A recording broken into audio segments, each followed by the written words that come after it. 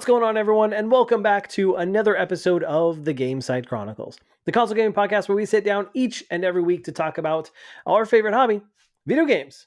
I'm your host, Bonfire, and this is episode number 59. Almost hit a new round of digits, and I hope you guys are all doing well out there, staying safe, holding your loved ones close.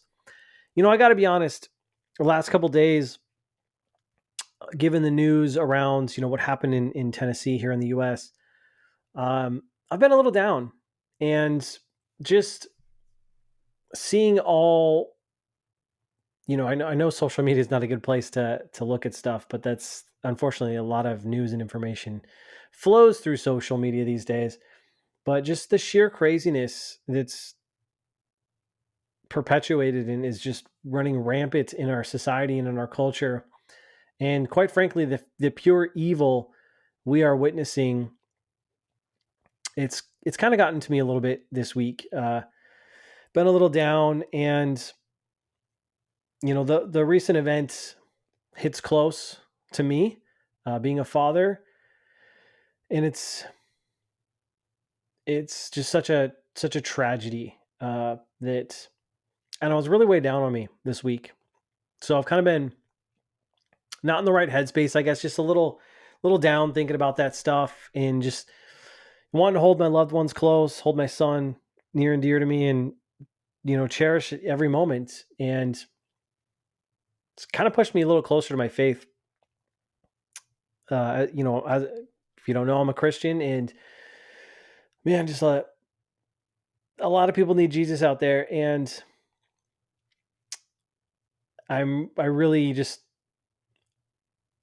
it makes me worried about some of the things that are to come. But nonetheless, that aside, I just hope things can get better, and my thoughts and prayers are with those families that are affected, and I can't imagine what they're going through. So I just wanted to put that out there. It's kind of been weighing on me a little bit, and if you have any feelings or want to weigh in on it, of course, as always, I'm open. So let me know. But just kind of what I've been thinking about lately. But on a happier note, and not to bog down the intro of this podcast, I did want to share something cool. So I finally watched the Sonic movie, the Sonic 2, that movie, because I'd watched the first one. I think I talked about this last year when I finally watched that one. But I finally watched Sonic 2, and I gotta say, that movie is great. It is very well done. Now, it does have some of that kind of cheesy, annoying dialogue at times, but overall, it's a fun ride. It's a great movie for kids, and there's some great like homages and throwbacks to like some of the Sonic games and even old school Sonic and Sega that I really enjoyed. I gotta say, and Jim Carrey does a fantastic Dr. Robotnik. I think all the voice actors do a great job. So I was quite pleased with that movie. So I would highly recommend it. I think Sega's finally got something going on here with Sonic. The Blue Blur, I think, is what they call him. So check it out. It's on Amazon Prime right now. If you're curious, I think both of them are. At least I know Sonic 2 is. So check that out if you're so inclined. And it gets me really excited because next week, this time, at least the time of our recording, this new Super Mario movie's out, and I will have seen it. And I can't wait. I'm so excited for this movie, and I'm going to take my son, and it's going to be just amazing. I'm very much looking forward to that, and I will for sure share my thoughts on the movie probably in the next episode or so. So you can look forward to that, which is going to be really exciting. The other thing I wanted to touch on right at the top is earlier this week, or last week, I guess by the time you hear this, the 3DS and the Wii U eShop will have officially closed. So we got to pay a tribute. I've got my 3DS for you audio listeners here. I have my 3DS here. It is the Majora's Mask Special Edition one. But which is a funny story, and actually how I got this. No, I guess it's not that funny, but anyways, I digress. So a moment of silence, if we can, for the 3DS as it is now officially dead. Now, I did pick up 2 games. I haven't done a recent pickup segment here in a while. I've been meaning to record that. I've just been so busy with work and stuff. So I've been meaning to. I will do one of those episodes. I'll put it up on the YouTube channel. But I did pick up 2 games before they closed. So one was the Ace Attorney trilogy that was like on sale for like $3, and I was like, I've always wanted to try these games, so better just pick them up now, or I won't be able to pick them up ever again unless I want to pay a ridiculous price for some sort of physical edition. And then I got a copy just for kind of nostalgia's sake. I picked up a copy of Pokemon Yellow. I was going to get Pokemon Blue, but I didn't realize it wasn't in color. Pokemon Blue was like my original game, but I picked up Pokemon Yellow because that is in color, Game Boy Color. And just to have and maybe share it with my son one day and be like, hey, when I was your age, this is what I played for Pokemon. So I got that downloaded here on my 3DS. What a machine, though, right? I mean, I came in late to the 3DS generation, and what a machine, man. Like, this thing is awesome. There's so many wonderful games on here. I wish I could get more. I wish I would have picked up more physical copies over the years, but unfortunately, it has been laid to rest. So wanted to give a shout out to the 3DS and show it some love. So goodbye. Now, I know there's quite a few of you that are new to the podcast, and I want to welcome you and thank you, even though despite the potential, I guess, somber intro to the show, but just kind of how I'm feeling, given everything that's going on. I want to try to be real and authentic. So despite all that, though, welcome to the show. I see you, and I appreciate your love, kindness, support. It's been great. YouTube has been going great. A lot of you guys are checking the video version of the podcast out on YouTube, which is awesome. So the best way to support the show is to just leave us likes. Like us on whatever podcast platform you're listening on. Of course, like us on YouTube. You can check out video versions of it on both YouTube and Rumble. Rumble is the nice free speech kind of alternative YouTube competitor, if you will, that I want to support. And it's a pretty cool platform. There's a lot of great creators over there. So you can find me over there if you'd like. Also, check me out on Facebook, Twitter, at Gamecite Podcast. And then check out the Clips channel. So been trying to do at least a clip or 2 a week from various podcast episodes, putting that up on Gamecite Chronicles Clips. You can check that out.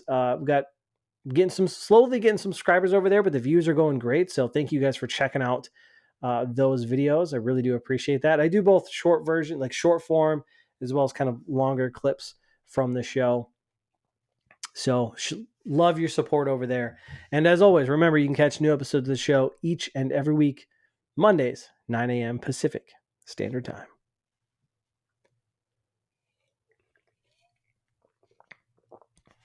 Now, you can't really see it. Now you can. Today's drink of the show, which has now become a staple of this podcast. I'm drinking a Mountain Dew Code Red. I was at the grocery store the other day. I've been on this soda kick lately. I don't know why. I know it's not good, but I've been on a soda kick lately. So I went to the store and I was like, I just want to get some soda. I just kind of got a hankering for some soda. And there it was on sale, Mountain Dew Code Red. And I feel like it's kind of hard to find, at least where I am. And I had to get it. So I got it. And let me tell you, it's quite delicious. I really enjoy it. So that's what we're drinking for the show today. Now, what are we going to talk about? What's this episode going to be about? I think we got a fun and jam-packed episode this week because there's quite a bit of different news items to talk about. Now, the main topic I wanted to discuss was E3. There's been some big news around that. Spoiler alert, it's pretty much dead. And then some other fun items to discuss. We got some gameplay for Zelda Tears of the Kingdom. I want to address a couple of the Xbox Activision updates, which are always fun to get into. And then there's been an interesting Bloomberg report regarding PSVR2 sales numbers that we'll touch on as well. So, jam-packed, lots to discuss. But before we get into any of that, we have to discuss the games that we are playing. And as always, I want to hear from you guys right into the show, whether it be Facebook, Twitter, YouTube, all that stuff. Let me know what games you're playing, and we'll discuss them here on the show. As for me, Quite honestly, I haven't played a ton uh, over the last week. Um, partly because I just kind of haven't been in the mood to game. I've been trying to finish the first Harry Potter book, so I've been trying to read more of that. I'm not a fast reader, so um, that's that. But I'm almost done with that, so I've been trying to read some of that each night. And I don't know, I've just kind of been just exhausted, and I don't know, not really. Sometimes you're not really feeling like playing a game, even though there's lots of games to play and there's lots I really want to play, but I just haven't really felt like it. Kind of weird, but I've done a little gaming since last week, so I've been continuing Metroid Prime Remastered. I think I'm around like 5-ish hours or so. So again, not super far. It's still fun. Again, it's very nostalgic for me because I remember doing some of these things back in the GameCube. And one of the things I forgot about this game is just how open it is and how like it does not really hold your hand at all. You kind of have to just figure this out. It's very kind of old school in that regard. And so I've kind of been doing some backtracking, which is kind of annoying, but it's kind of a product of the times. We've kind of gotten maybe spoiled a little bit with some of the modern gaming designs because everything kind of does hold your hand. So a breath of fresh air, I guess, in that regard. But right now, I've kind of reached a point where I was like, I really don't know what to do next. I'm trying to figure out where I need to go. I just got I think the fusion for my gun, the fusion ammo type or whatever it's called. So trying to figure out where to go next. But it's still really cool. I'm really enjoying it. It's kind of nice just to hop in, maybe explore a little bit, and go from there. And then I picked up Resident Evil 4 Remake. Been dying to play this game again. I've never played Resident Evil 4 all these years since 2005. I've just never played it. I actually have a copy of it.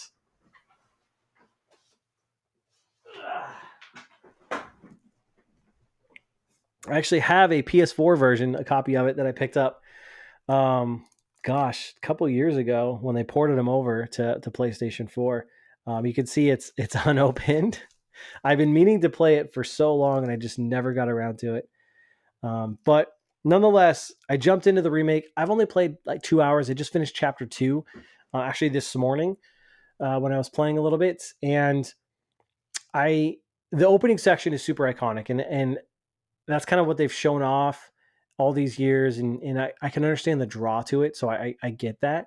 The movement is really slow. Like your character moves really, really slow. It's kind of intentional, I imagine, but it's just, I guess, going from like Metroid to this kind of back and forth, it just feels really, really slow. And my gosh, there's a lot of combat in this game, way more than like Resident Evil 2 remake and stuff like that. It's definitely there's you can kind of see this shift to action with this game, which is totally fine. But I kind of got overwhelmed in the beginning. I'm like, holy shit, there's all these villagers are coming at me, and it's kind of a lot. But it looks and runs well. I think it's a great looking game, and it's funny because I can definitely see the influence that this game had, not only in the Evil Within, which I think one of the original creators went over to make Evil Within, but also its influence on like Resident Evil 8. I mean, the village, the aesthetic, I mean, it's eerily similar to a certain degree, but I'm excited to go back into that and continue my playthrough. I've heard nothing but great things about this game. I think it was getting like 9s and 10s all around. So, I mean, this is like the year of the remake, it seems like, because we have Dead Space remake, we have Resident Evil 4 remake. I think Silent Hill 2 remake is slated to come out this year. So it's like this is the horror genre remake year, but all of them seem to be good so far. I have to imagine Bloober Team with Silent Hill 2 are kind of looking at both Dead Space and Resident Evil 4 and thinking like, we got to nail this. And I'm a little skeptical. I love Silent Hill 2. Silent Hill 2, I have very fond memories of. That is very nostalgic for me. So I don't know. I'm not confident in Bloober Team. I'll leave it at that. Now, I mentioned last week I really wanted to try the Diablo 4 open beta, and I was going to. So my wife and I went out of town this last weekend, and I thought I had it started downloading on my PlayStation 5 before I left, and I was like, oh, by the time I get back, maybe I can spend an hour or two with it Sunday night. It didn't download for whatever reason, so Um, I was gonna try to download it, but it was taking way too long, and so I just unfortunately never got around to it. It's fine. I know the game's gonna be good. It's gonna be a day one purchase for me, so I want to jump into it. So that's fine. It is what it is. There are also a couple of games I want to give a shout out. First is a game called Have a Nice Death. This is a roguelike game where you play as Death, and looks like it's got your typical roguelike fashion, some boss battles, levels, stuff like that. It looks awesome, beautiful art style. It's out on Switch and PC, but it looks fucking awesome. Like that game looks genuinely. I was watching some gameplay earlier this week of some people streaming it on Twitch. It looks so cool. Like that's one that's definitely on my list to pick up and jump into. Also, we got some additional information on the Horizon Burning Shores DLC, and they showed this new like water wing. I think it's called water wing machine where you can actually dive into underwater on this beast and explore underwater on the beast. So that's really cool. That DLC is shaping up to be really great. And they also, I saw on the PlayStation Twitter account, they talked about cloud technology. Like the clouds in the game can only be rendered on the PS5. It's like this new, kind of sounds stupid when you say it out loud, but apparently it's supposed to be awesome. That game, it comes out in a month, end of April, and I think it looks great. Horizon Forbidden West is an awesome, fantastic game that if you have a PlayStation 5, that is a must play. Must play. And if you have not played Horizon Zero Dawn, that is also a must play game. Those are fantastic entries. So I definitely, I don't know when I'm going to get into it, but that is definitely a game on my radar. And then a game I had talked about last year from the summer showcase at Xbox, The Last Case of Benedict Fox, which is like this kind of Metroidvania noir style game. It releases on Game Pass. I didn't realize it has a release date. I found it's April 27th. So also around the same time as the Burning Shores DLC. But I want to try to jump into that day one because I think that game looks fantastic. I just love the art style. It's something that just really speaks to me about that game. So I want to check that one out. And then, does anyone remember that game called Crime Boss Rockay City? Apparently that came out on PC.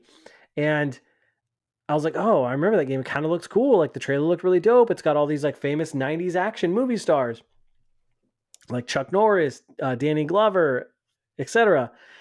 And I watched someone play it because it wasn't getting that great of reviews. And I was like, oh, let me check this out.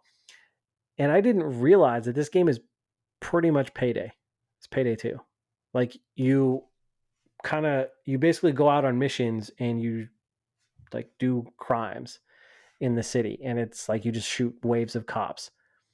Like it's literally Payday. The one mission I watched the guy who was streaming it play, they robbed an armored truck and they put a saw on the truck, which is just like when you rob a vault in Payday 2. Cops were called, and then it was just a shootout. And then he like jumped in the truck and he was like filling up his bag, and I was like, this is literally Payday 2, but with high profile actors. I was kind of blown away. So check it out. I definitely, I would recommend you check it out. I find it kind of funny, but nonetheless, the game isn't doing so hot. So there's that.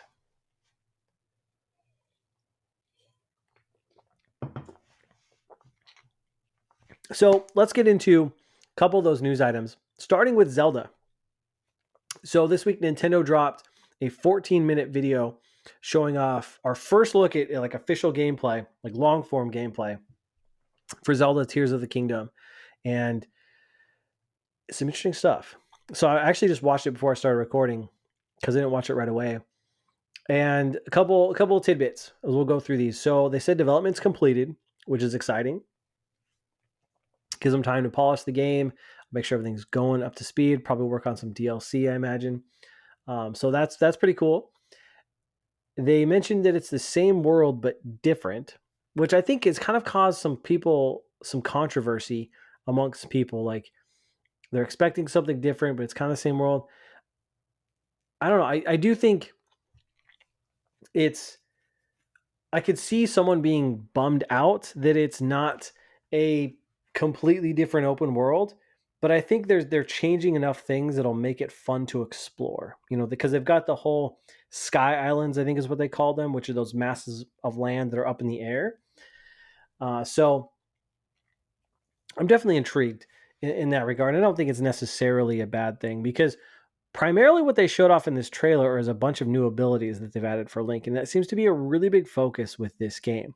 So first they showed the recall ability, which lets you rewind an object, that object's movement. So the use case they showed was there was a rock that fell from one of the sky islands down to the ground, and they used that ability to rewind that path and basically elevate her up to the sky islands, which is kind of wild.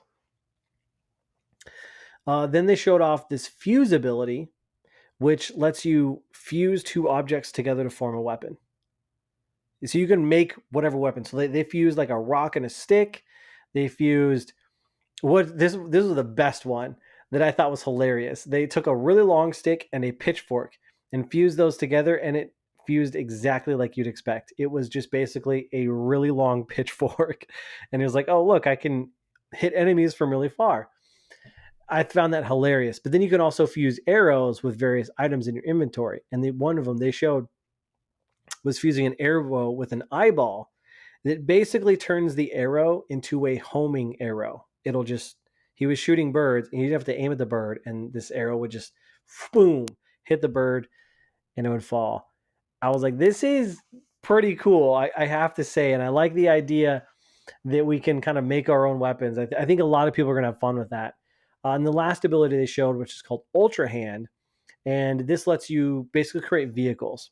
So they showed off creating a raft to cross this big lake using logs, and then you can create various aerial vehicles and so on and so forth. So there's a lot of creativity, I think, that they're showing off. Oh, I missed it. Sorry, missed my notes here. A fourth ability they showed off called Ascend, and this allows you to go through the floor of the roof above you, if it's possible. So they showed a use case where you went into this cave under a mountain, use the ability to climb to the top of the mountain almost, instantly without having to actually go out and climb and use your stamina, which is pretty darn cool.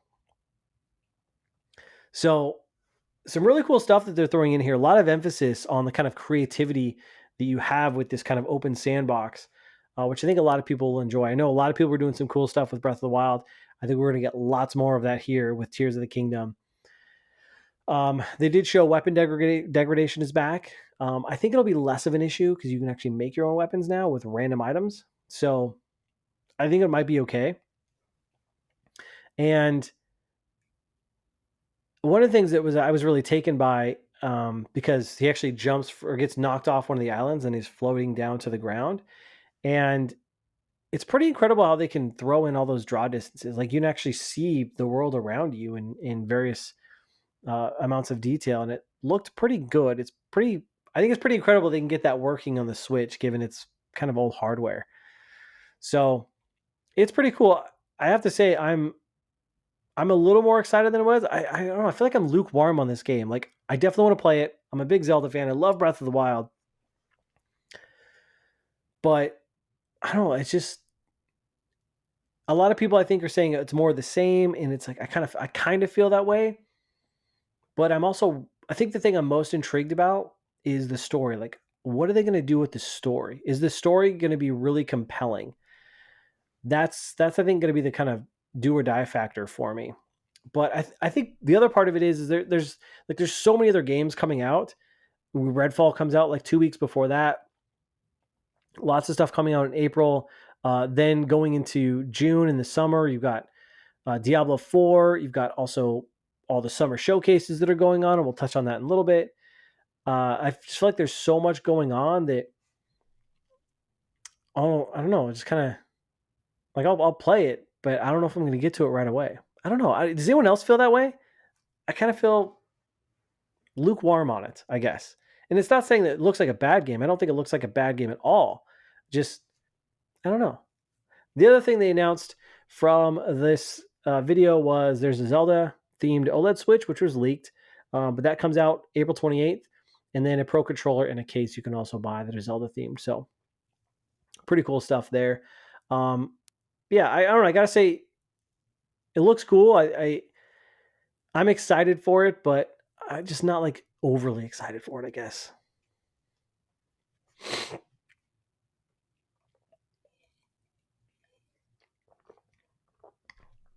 Let me tell you,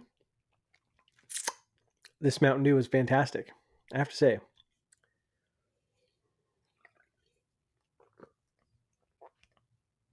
A little ASMR for you. Oh, yeah. Okay. Let's talk Xbox. And some of the updates regarding the Xbox Activision acquisition.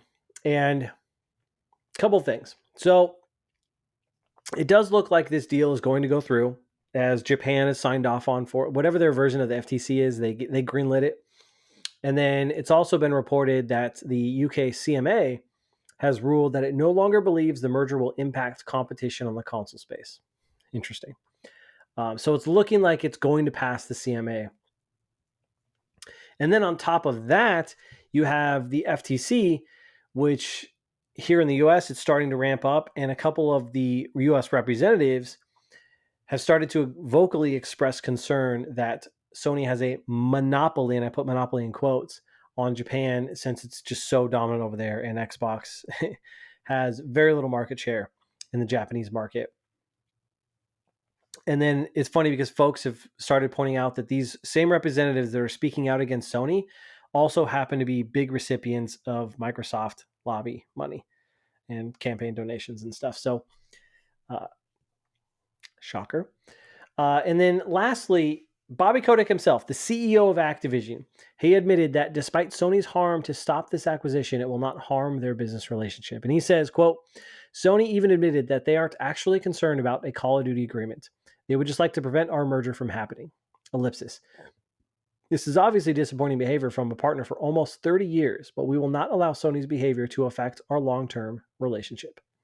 End quote. And so a couple of things as I want to react to kind of all this news. First, regarding the not affecting the relationship, no shit, Sherlock. Like, no shit. That's not surprising to me whatsoever. Come on. I mean, it's pretty clear that Activision and Call of Duty need PlayStation. They need the PlayStation player base, and vice versa. PlayStation needs Activision and Call of Duty in order to kind of keep the machines going and both their businesses running smoothly as they do today. I mean, they throughout these kind of findings and these documents that have been leaked and stuff like that, or put out publicly, I guess I should say, that a majority of the Call of Duty player base plays on PlayStation. Majority of the sales for Call of Duty are on PlayStation, and that I think it was around 13%. It was a significant percentage of Activision's revenue comes directly from PlayStation. And Xbox's wasn't even a percentage point in that. So they need each other. Additionally, from that recent CMA conclusion, they stated that making Call of Duty exclusive would result in significant losses. So they say, actually, quote, directly, while CMA's original analysis indicated that this strategy would be profitable under most scenarios, new data, which provides better insight into the actual purchasing behavior of COD gamers, indicates that this strategy would be significantly loss-making under any plausible scenario. So what that tells you, and we already knew this, but if Xbox were to take Call of Duty away and make it exclusive, that product would operate at a loss. They would lose a ton of money. PlayStation would also lose a ton of money. So it would not be beneficial to do so. So again, PlayStation needs Call of Duty. Call of Duty needs PlayStation. It's this kind of almost symbiotic relationship. They need each other to make it all work. And I think it's highly unlikely that Call of Duty is going exclusive, which I think is a lot of people's major concerns. It's not going to happen. And if it does happen, then Microsoft must be planning to dump a shit ton of money into Call of Duty, in the red, mind you. So losing lots of money in order to make this game exclusive after whatever their 10-year deals are done. So, no shit. Come on. I think we all kind of knew that. The second thing I wanted to point out is regarding the US reps being bought off by Microsoft lobby money. Are you really surprised? Like, really? Who's shocked by this? Anybody? I'm not shocked by this. This doesn't shock me one bit. This is how politics work. This is how the government works. At least here in the US. I'm sure it's that way elsewhere. Microsoft has deep pockets and they pour tons of money into lobbying and supporting candidates that will support issues that favor their business. That's what lobbying is. Every major corporation does this. This is not surprising. And it illustrates kind of this major issue I have with government just in general regarding lobbies and kind of just paying people off and taking the highest bidder, campaign donations to sway your votes, all this stuff. It's very kind of dirty. I don't like it. And a lot of times those with the deepest pockets get their way. Whoever's got the most money paying the most, they tend to get their way. And I don't like that one bit. It doesn't matter whether if it's good for people, good for business, good for the country. A lot of times whoever's the highest bidder, they tend to win. It's always about the money. Always about the money. Follow the money, they say, right? That's how it works, period. Which sucks. The third thing is I have little doubt now that this deal will not go through. I'm confident that this is going to happen now. I'm pretty convinced. Even though I don't like it, still don't like it. But I have to put this question out there. What's the benefit to consumers? The only thing I've heard, and I don't find these very strong arguments, is that more platforms, I put that in quotes for those audio listeners, and Game Pass, aka free Call of Duty. Regarding the more platforms thing, I've talked about this before, but there's nothing stopping them from doing that now, is there? So that's not really a big selling point. And the Game Pass thing, like, that's all anyone said. Look at any thread regarding this deal. Everyone is talking about, oh, I can't wait to play this on Game Pass. Call of Duty's coming to Game Pass. Game Pass, Game Pass, Game Pass. Game Pass. Like, dude, I get it. You want Call of Duty on Game Pass. I get it. Like, is that the only benefit we have as gamers is to have Call of Duty on Game Pass? Is that it? That all we care about? Does that outweigh all the possible negative ramifications of this deal? I don't think so, but apparently everyone else does. I think that's wild. And the other thing, regarding more platforms, has anyone thought about how does that affect development? Because if Activision isn't doing it now, for whatever reason, still don't know what that reason is, now they have to build for all of the Xbox ecosystem, PlayStation, PC, Nvidia, Nintendo Switch. How is that going to affect development? There's already 5 to 7 teams, I think, in the Call of Duty, the COG machine now. Are they going to need more studios? How does that work? Anyone thought about that? Or is it just going to be nice, easy ports? I don't know. Also, are we still going to be singing the praises when there's inevitable layoffs that happen with this? That's a potential side effect of this deal. And I'm pretty confident that we're going to see some layoffs happen with this deal. It's just anytime there's some big merger and acquisition, people are going to lose their jobs. You get redundancies when you tend to absorb these absorb companies together. You don't need those redundancies. You got to trim the fat. We still going to be singing the praises of this deal when that happens because everyone's so sensitive with all the layoffs and all that stuff. Still going to be singing that praise? Maybe. Now, it was recently brought to my attention about this idea, and I can't take credit for it. So I think that it originally came from one of the writers over at gamesindustry.biz, which, by the way, is a fantastic website. I need to leverage more. It's got really cool stuff. But he put this idea out there that Xbox, if this deal goes through, that Xbox could potentially basically use all of Activision's people and replace the Xbox division with those people. Now, again, it's just a thought experiment. Not saying it's going to happen, but think about that for a second. You have an entire company being absorbed with Activision that makes games consistently. They make high-quality games, and they make games better than you. Better than you being Xbox. So why would they keep the Xbox people around that really haven't been delivering at that level? Just an interesting kind of... I think it's a really interesting point. I'm not saying it's going to happen, but I do think it's interesting, and it kind of plays into this whole idea that, yeah, layoffs are going to happen. People are going to lose their jobs. And that's an unfortunate reality of mergers and acquisitions.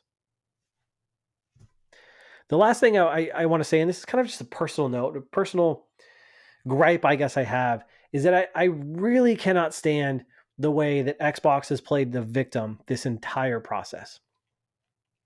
I can't stand the victim mentality. I don't understand why victimhood is so praised as this virtue within our culture today. It's being a victim is not a virtue. And I just don't understand that. And I can't stand that they've just downplayed everything and even come up with like questionable statistics and stats and data points to really paint them as just this poor big company that just can't compete with the big old PlayStation. It's such garbage. Look, I get the tactic, but it's very disingenuous. But I mean, that's how these companies operate, right? You can't believe everything that they say. I mean, they even stated, we didn't even talk about this last week, but they stated that PlayStation can make Call of Duty in 10 years. So once all these 10-year deals are over, PlayStation has enough time to start making a Call of Duty competitor. Really? Really?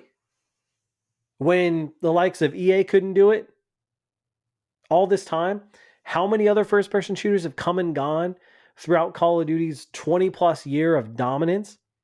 How many? And you think PlayStation can just magically make a game to compete with Call of Duty? I have no doubt that PlayStation could make a great first-person shooter, but is it going to rival Call of Duty's popularity? No, I don't think anyone's touching that. It's so established that this is completely insane. Can you imagine the amount of resources and time it would take to do that? And you know what? I think the only game that's really rivaled Call of Duty was Halo. And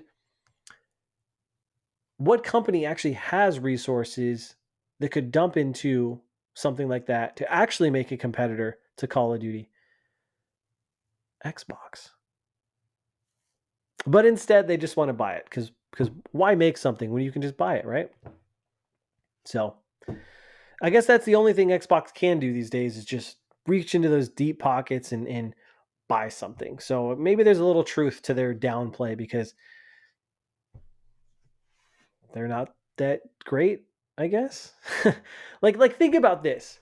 Xbox has spent how much money on all their acquisitions when the spree kind of started around 2018, bought in all these studios, all these IPs, including Bethesda. And if not for Bethesda, which they bought, I think it was 2021, so now 2 years ago, what would they have?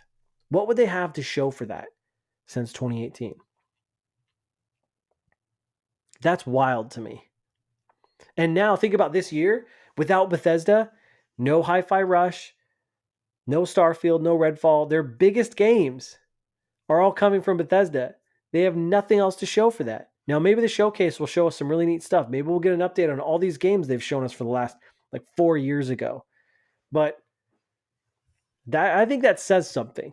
And now they want more. They want to buy more because they still, despite all these efforts, all the money that they've spent, they still can't penetrate the market. All the while, both PlayStation and Nintendo have built something over time, and they've built something with high quality games. They've created things and created a platform that drives players to their ecosystems.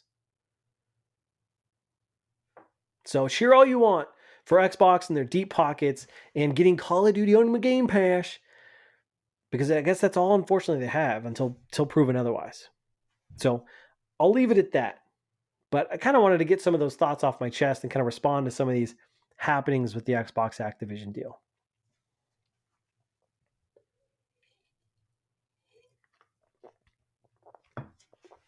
So now, let's talk PSVR2, because some news on that one. We're getting some not so good looking sales numbers. So this was originally reported by Bloomberg, and they stated that Sony has likely sold around 270,000 PSVR units by the end of March. And the analyst, even from Bloomberg, says, quote, "I suspect a price cut on the PSVR 2 will be needed to avoid a complete disaster of their new product," end quote. And so the number, if it is accurate, I think is quite surprising, because if you recall, PlayStation forecasted, I think it was, in my notes here, I got 2 million in the first launch quarter, which is a lot. That's significantly less if it's at 270,000. And just for some context, the original PSVR, which launched, I believe it was back in 2016, they sold 5 million units by the end of 2019. So at one point, PSVR was a pretty dominant product in the virtual reality space when it launched. But then it was slowly overtaken by the likes of like the MetaQuest and those. So I think this is interesting. Now, first of all, I want to point this out. Bloomberg kind of has a history of doing this with PlayStation. They did it with the PS5 numbers and the forecasts and all that. They were like, oh, it's kind of doom and gloom. And then PlayStation's like, no, we didn't do that. I don't think PlayStation's responded to this as far as I can tell, at least the time of this recording. But they kind of have a history of like doom and gloom PlayStation. And then PlayStation's like, not really, bro. So we'll see. So I got to say, if these numbers are right, which they're just projections, I'm kind of surprised, but also not surprised at the same time. I'm kind of surprised because I would have expected more, especially given the install base of the PS5.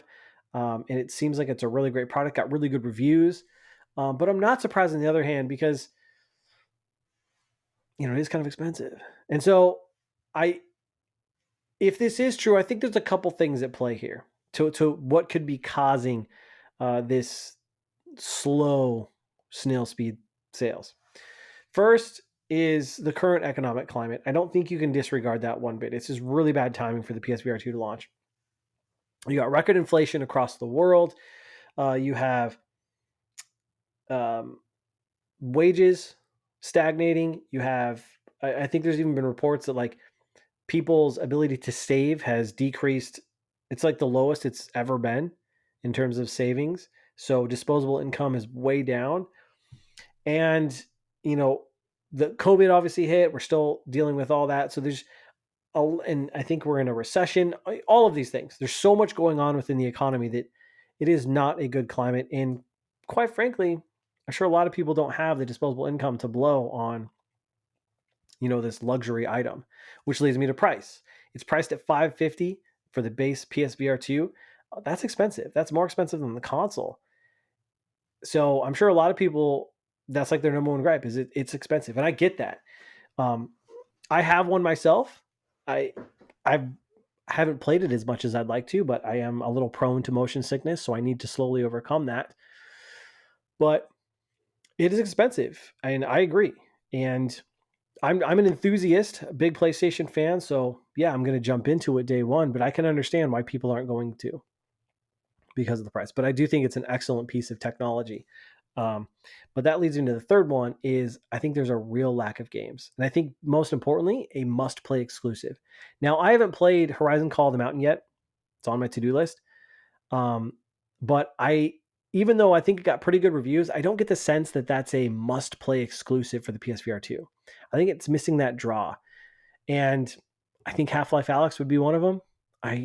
I'm sure PlayStation and Sony have tried to go get that game. Maybe Valve is just not having it. Don't know. But it needs that game because I think a lot of the games that are out there for PSVR 2 are already available on on the VR platforms. And I think Meta came out and actually mentioned that during the launch, which is kind of a low blow, if you will, against Sony, but a smart move on their part. So I think those are kind of the three things that are affecting the price of, or not price, excuse me, affecting the sales numbers and this kind of slow, stagnant sales seemingly reported for the PSVR 2. I'm really curious how they plan to support it long term. Do they have some of their strong IPs lined up, some good exclusives? I know there's still a couple games I think I'm looking forward to, and they don't have release dates, but I think it's supposed to come out probably around summertime. That most importantly, I think it's that Crossfire Sierra Squad. That game just looks really fun, and I like the idea of this military shooter in VR. Sounds really, really cool. So I think there's definitely some interesting things to play on there. I just don't think there's anything super compelling. The other thing, I probably should have put it in my notes, but a lot of people were also pointing out that the lack of backwards compatibility. And this one, I struggle with this one a little bit because in one way I agree because I have a bunch of PSVR games I'd love to try on my PSVR 2. especially with the improved headset, haptics, all that good stuff. But the other hand, I understand that the PSVR2 is so different in terms of controllers, technical prowess, and even the way it captures movement and stuff that I imagine it's probably hard to port those games over to the PSVR2 unit, and maybe it's just not worth it for a lot of these devs to do that. So, but I do think that works against them. So I think it's a fair point to bring up. So either way, I don't know if it's looking so good. It'd be interesting to see if Sony ever says anything in response to this or actually provides us with some official sales figures. If it's this bad, I expect them they won't, but who knows? We'll see.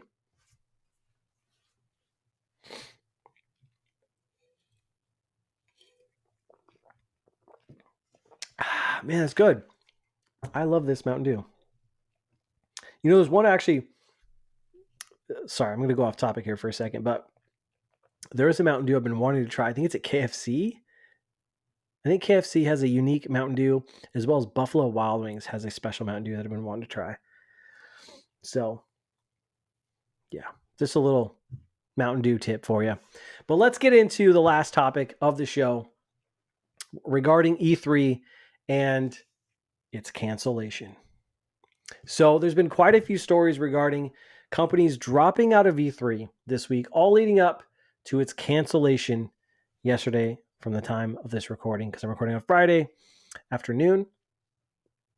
And so, as originally reported by IGN and then officially confirmed by E3 themselves, they stated, quote, ReedPop and the Entertainment Software Association have announced that both the digital and physical event for E3 2023 are canceled, end quote. And so this follows the news from earlier that Ubisoft, they dropped out. I think it was on Monday. They announced, even though the month prior, I think they said they were going. But Ubisoft drops out Monday. And then I think the next day on Tuesday, both Sega and Tencent drop out of the show. We already knew Nintendo and Xbox weren't going.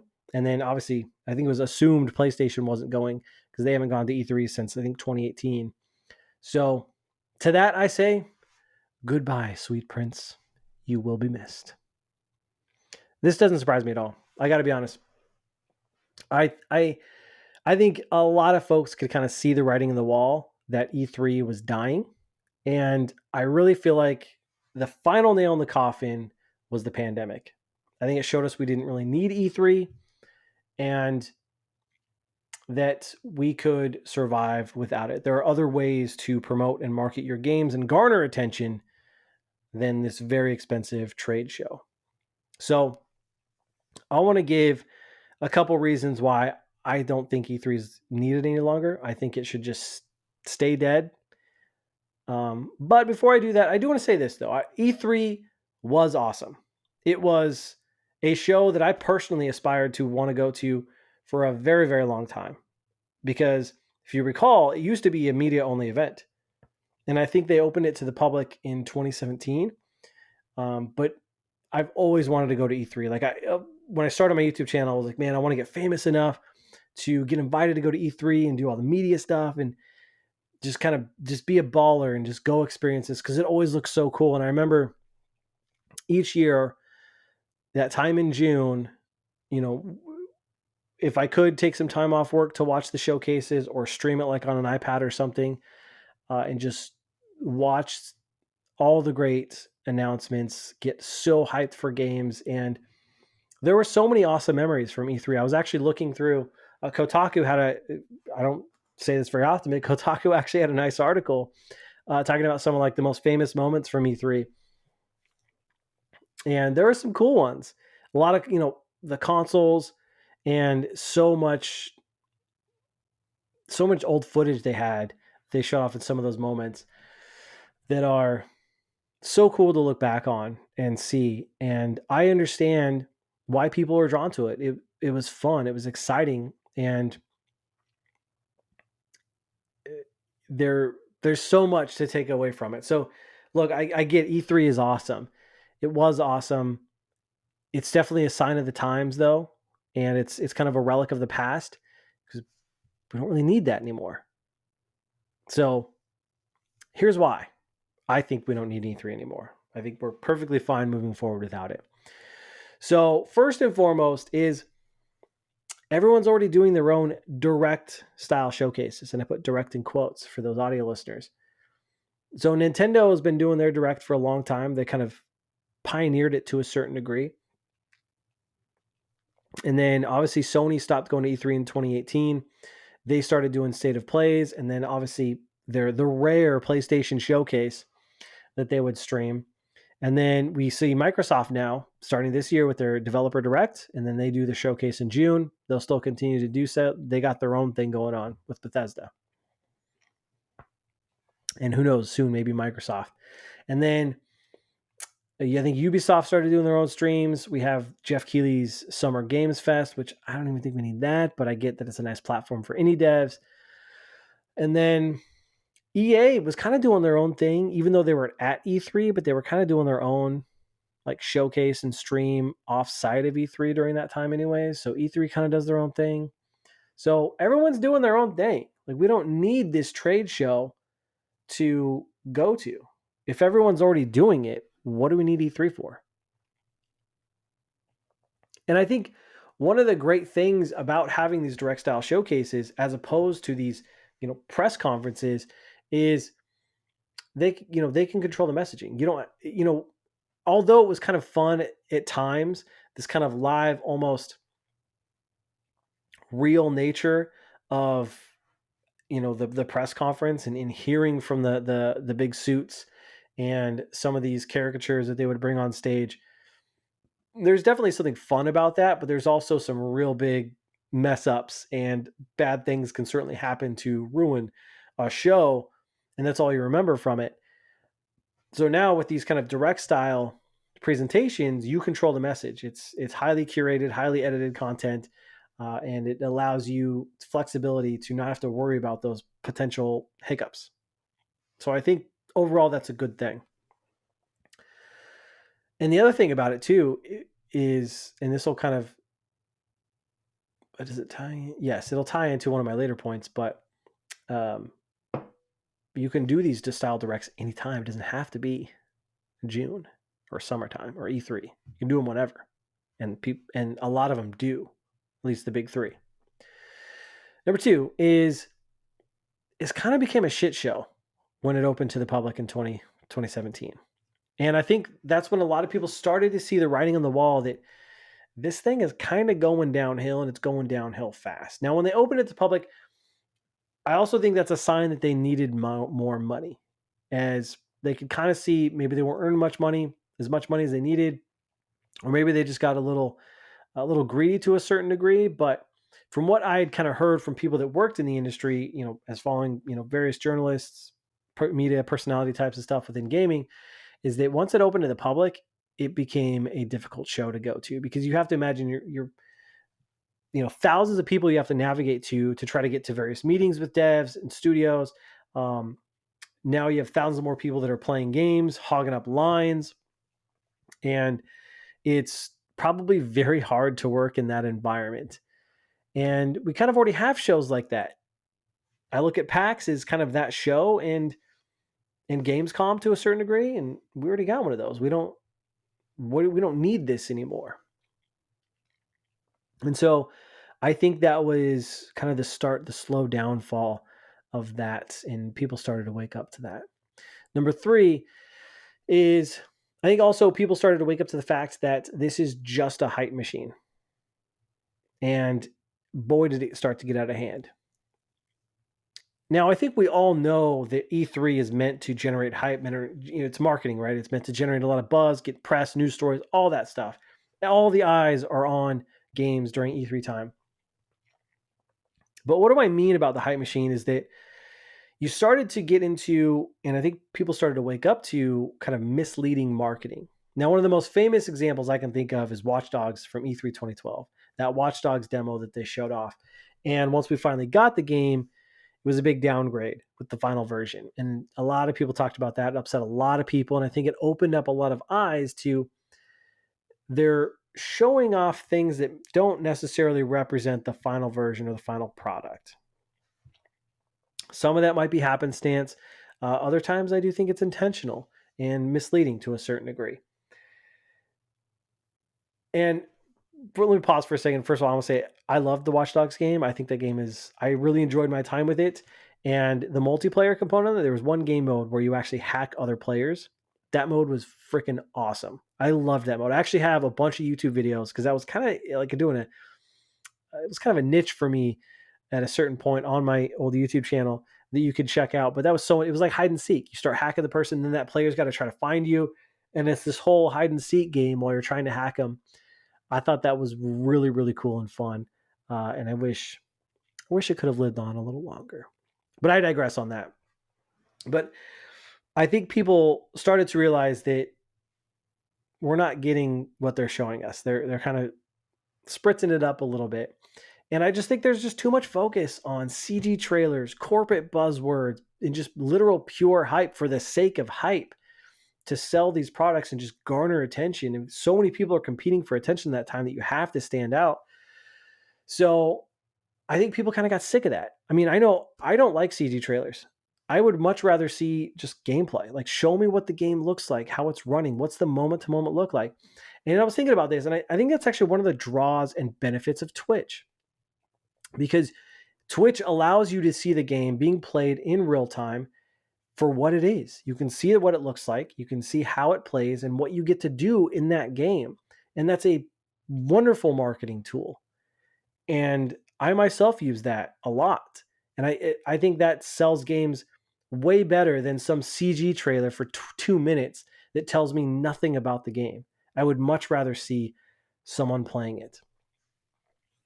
Which I think some of the live demos on E3 stage, I think it was probably some of the best moments, my favorite moments at least, because you actually get to see the game for what it is.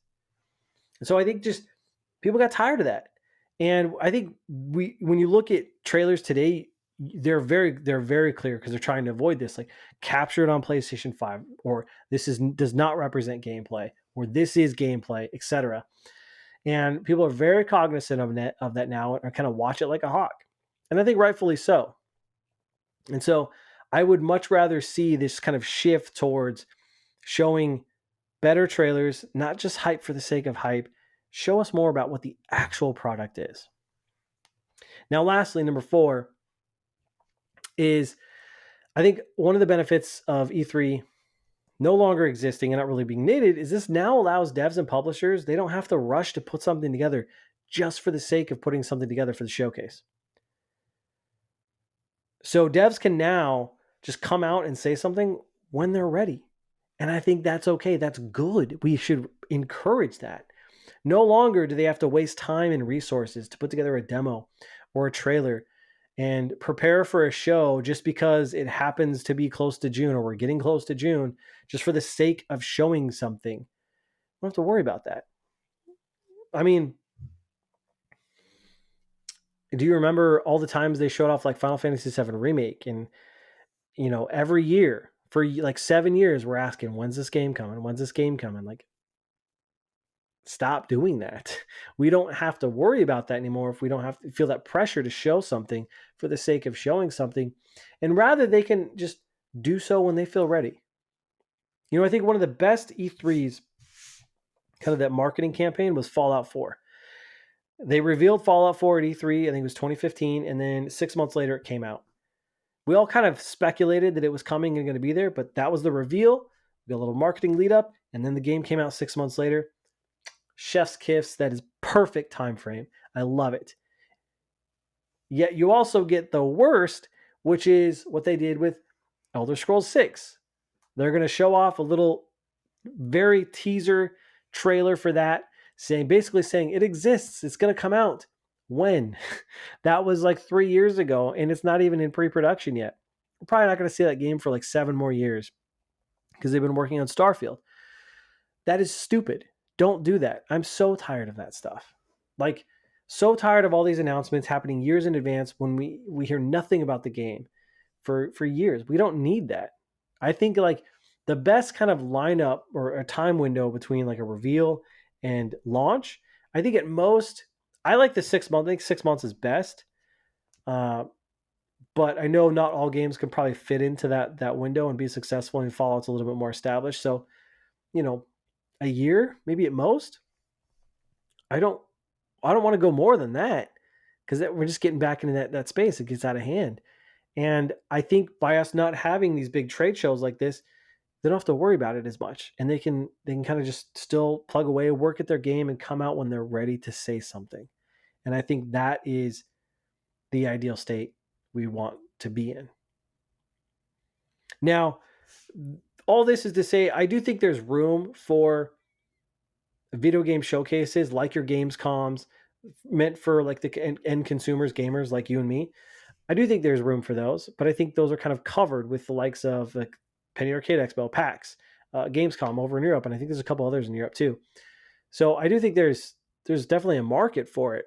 I just don't think we need E3 because everyone else can do their own thing. They can come out and say things when they need to say them. I think they can garner just as much attention from all the outlets and media and publicity, and kind of takes a little pressure off them, which I think is a good thing.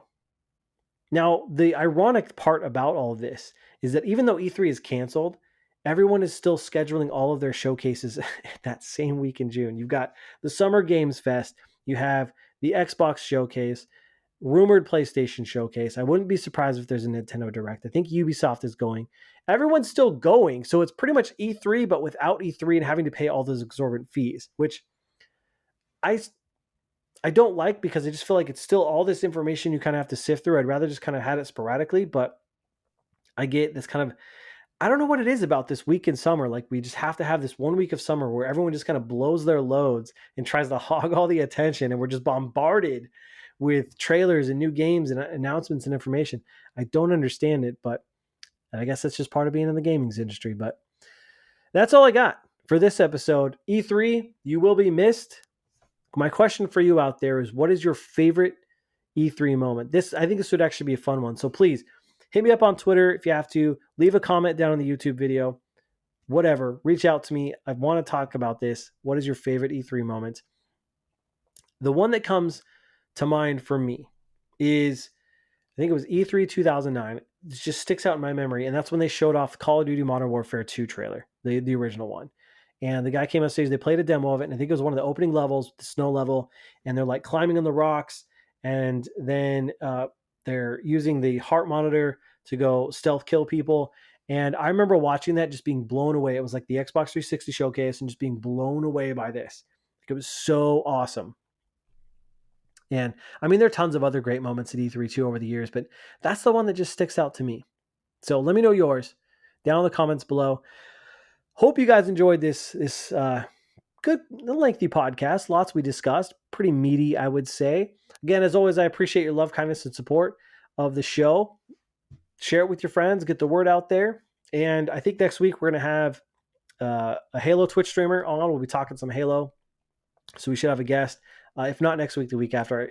Our schedules have kind of not aligned, but plan on doing that. And then I got a couple other topics too in my back pocket I've been sitting on. So lots of good stuff coming your way.